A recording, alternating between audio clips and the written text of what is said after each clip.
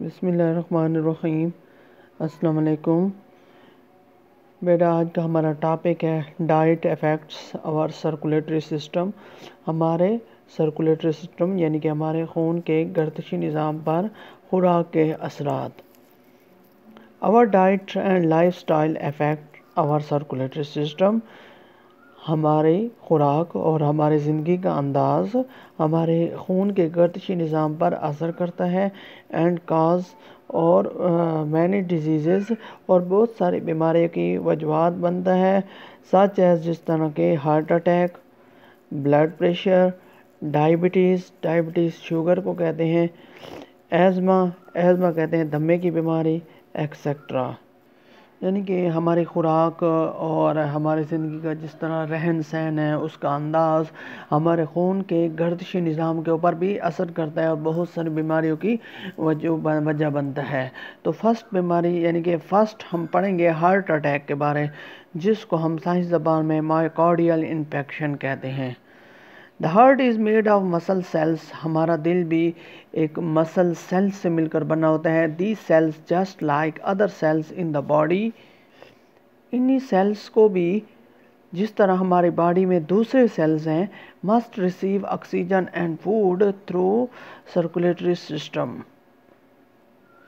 یعنی کہ ہمارا ہارٹ مسل سیل سے مل کر بنا ہوتا ہے اور اسی طرح انہی سیلز کو بھی ہماری باڈی کے دوسرے سیلز کی طرح انہیں بھی آکسیجن اور خوراک کی ضرورت ہوتی ہے سرکولیٹری سسٹم کے ذریعے۔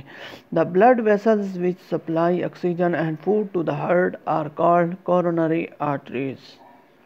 یعنی کہ خون کی نالیاں جو آکسیجن اور خوراک کو دل کی طرف لے جاتی ہیں اس کو کورنری آرٹریز کہتے ہیں۔ A hard substance called plaque، ایک سخت اشیاء جس کو پلیک کہتے ہیں، can build up in the walls of coronary arteries، جو coronary arteries کی دیواروں میں بن جاتا ہے۔ This plaque is made of fat and other cells۔ یہ پلیک فیٹ اور دوسرے سیلز کی وجہ سے بنتا ہے۔ The coronary arteries may become narrow due to plaque۔ یہ coronary artery تنگ ہو جاتی ہے پلیک کی وجہ سے۔ Sometimes بعض اوقات blood clot form on the plaque and block coronary arteries۔ بعض اوقات خون اسی پلیک کے اوپر جمنا شروع ہو جاتا ہے اور کورنری آرٹریز کو روک دیتا ہے۔ Due to this، اسی وجہ سے the blood cannot reach a part of the heart، اسی وجہ سے خون ہمارے دل کے حصے میں نہیں پہنچ پاتا۔ This part of the heart begins to die، اسی وجہ سے دل کا یہ حصہ ڈھائی ہو جاتا ہے، ختم ہو جاتا ہے۔ Due to lack of oxygen and food، خوراک اور آکسیجن کی کمی کی وجہ سے۔ The death of a part of the heart is called a heart attack or myocardial infarction۔ دل کے ایک پارٹ کا ختم ہو جانا اسی کو ہم ہارٹ اٹیک یا مائوکارڈیل انفیکشن کہتے ہیں۔ If too much heart muscles die، اگر کچھ مسلز ختم ہو جاتی ہیں the heart is unable، تو ہارٹ اس unable ہو جاتا ہے to pump the blood and the person could die، کہ وہ خون کو بھیج سکے اور پرسن کیا ہو جاتا ہے، مر جاتا ہے۔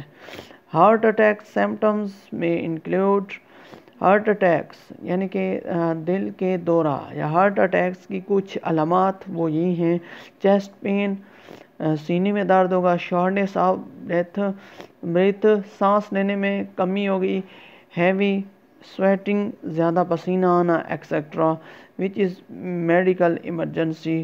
تو میڈیکل ایمرجنسی میں کال 1122 اور another ایمبولینس، تو یعنی کہ کال کریں 1122 پر یا دوسری کوئی ایمبولینس پر۔ تو بیٹا ہارٹ اٹیک یہ ایک بیماری ہے، جس طرح ہم سنتے رہتے ہیں کہ فلاں بندے کو ہارٹ اٹیک ہو گیا، تو یہ دیکھیں بیٹا یہ ہمارا دل بھی ہمارا بہت سارے سیل سے مل کر بنا ہوتا ہے، جس طرح کہ ہماری باڈی کے دوسرے سیلز ہوتے ہیں انہیں بھی آکسیجن اور خون کی ضرورت ہوتی ہے، تو اس طرح ہمارے دل کو بھی آکسیجن اور خوراک کی ضرورت ہوتی ہے۔ اور اس طریقے سے ایسی خوراک کی یعنی کہ ایسی خون کی ویسلز جو دل کی طرف خون اور آکسیجن کو لے جاتے ہیں اس کو کورنری آرٹریز کہتے ہیں۔